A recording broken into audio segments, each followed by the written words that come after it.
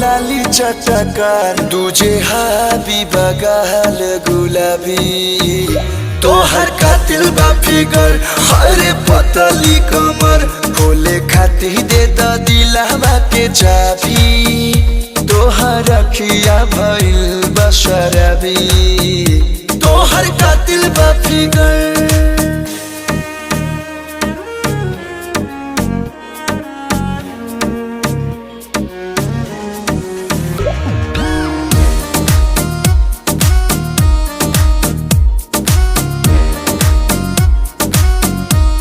तोहर सूरत